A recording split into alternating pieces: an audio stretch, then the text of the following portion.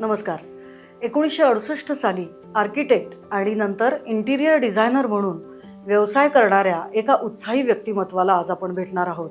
Britannia industry, diamond industry, chemical industry आणि film industry यातील अनेक नामवंत व्यक्तींची घरं आणि कार्यालये यांनी सजवली आहेत. असंख्य हॉटेल्स, मंदिरे, वाचनालये, कार्यालये आणि घरं यांचा कायापालट केला आहे. आपण कुठेही गेलो तरी तिथली एकतरी आठवण सोव्हेनियर्सच्या रूपात नक्की घेऊन येतो. पण अशा विविध प्रदेशातील आठवणी अनोख्या पद्धतीने जपणारे मनस्वी कलावंत सत्यविजय भागवत. नमस्कार, मी सत्यविजय विनायक भागवत. मुंबईत राहत होतो आणि पुण्यात गेली 12 वर्ष मी पुण्यात येऊन स्थायिक झालो. माझं वय सध्या 85 वय आहे. पण 85 वयात सुद्धा मला एक छंद मी माझा जोपासतोय की पॅचवर्क करून नवी नवी कशी चित्र तयार करता येते आणि त्याच्यामध्ये माझा वेळ खूप छान जातो.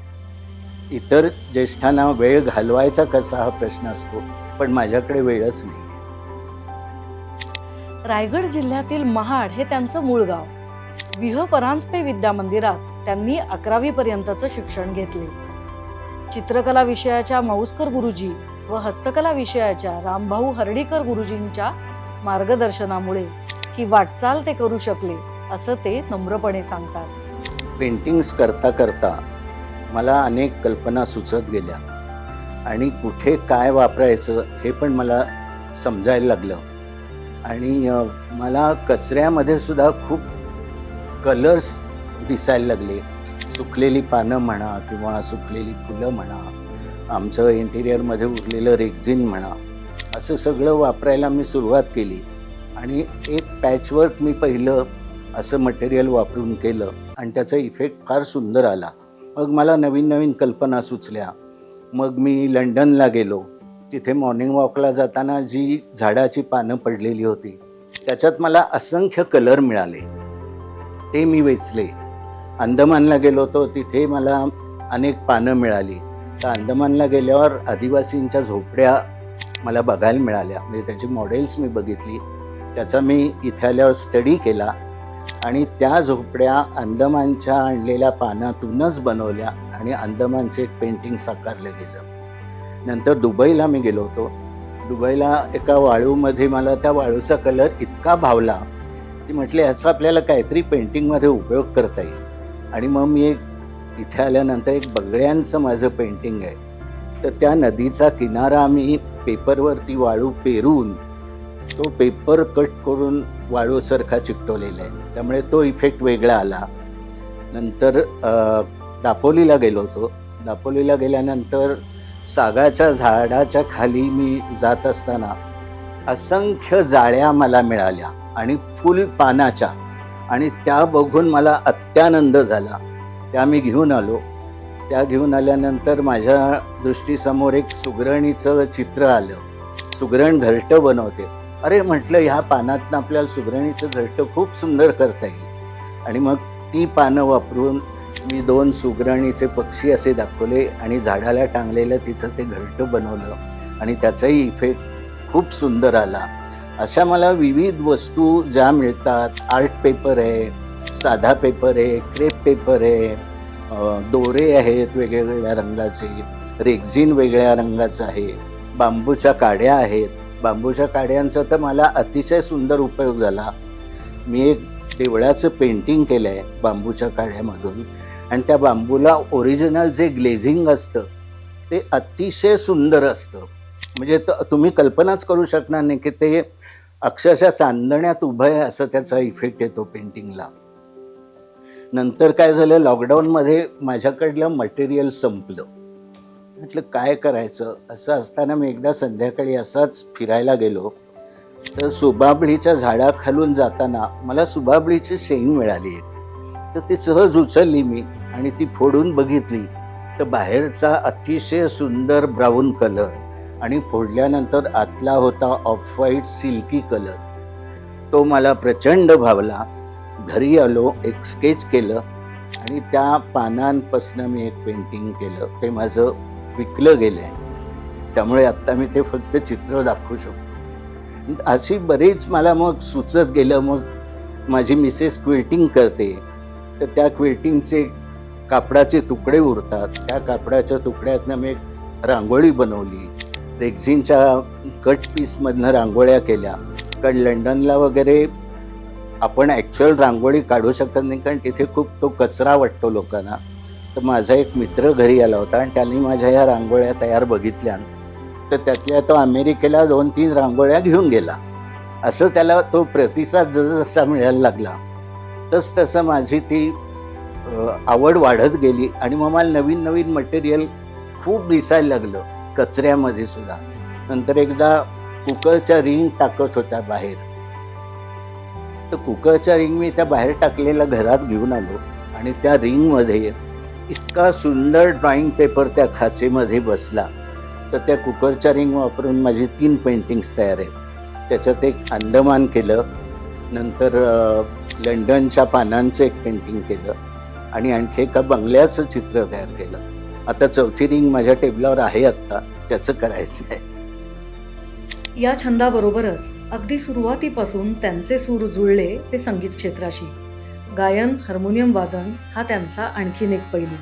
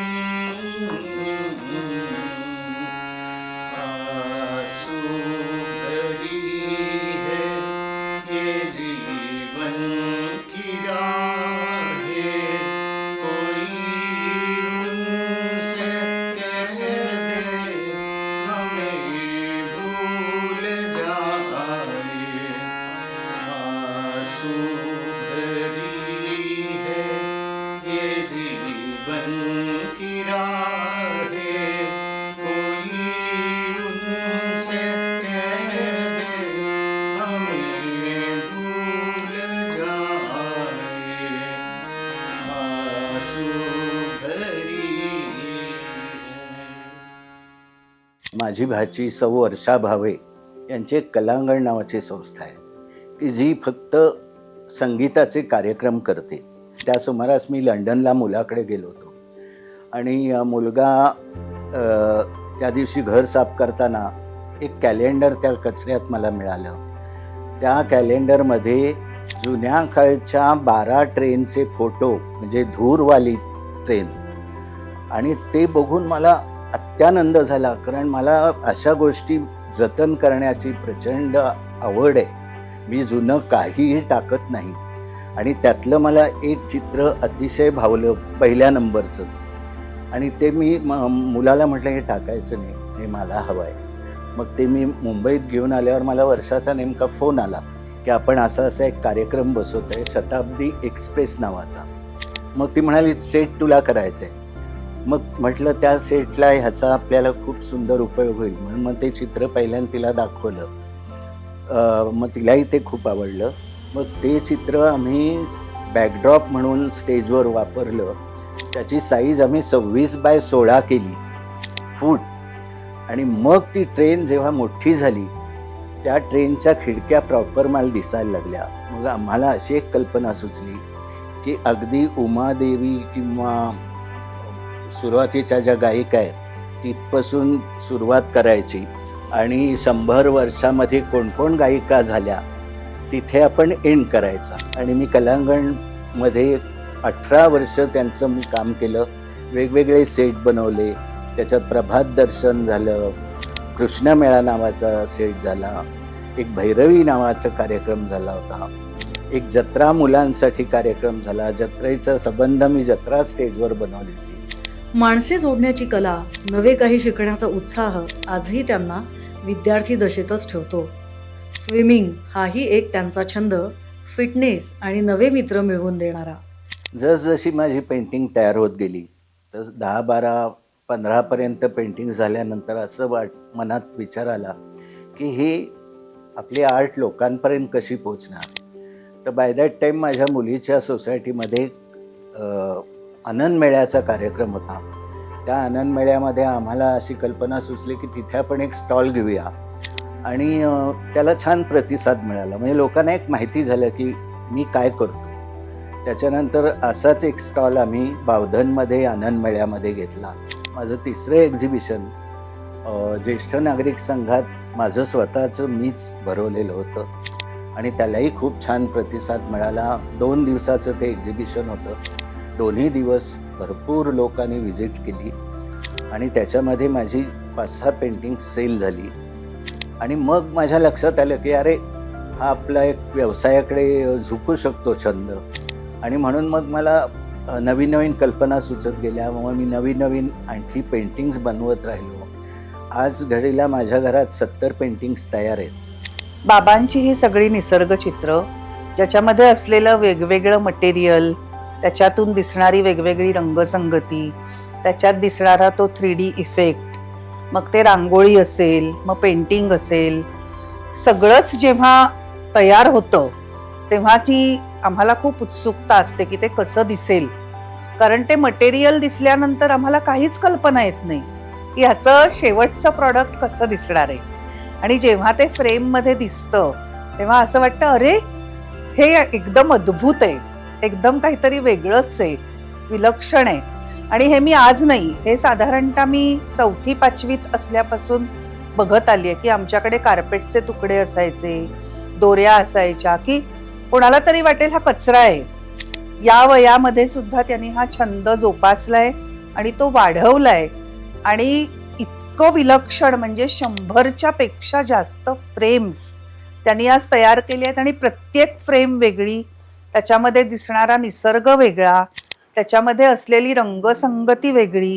हे इतका उत्साह आणि इतकं सुंदर, म्हणजे त्याच्यामध्ये असलेली सुबकता, असं वाटतच नाही की एक 80+ वर्षाच्या माणसाच्या हातून हात न थरथरता अतिशय सुंदर फिनिशिंग असलेल्या कलाकृती घडल्या आहेत.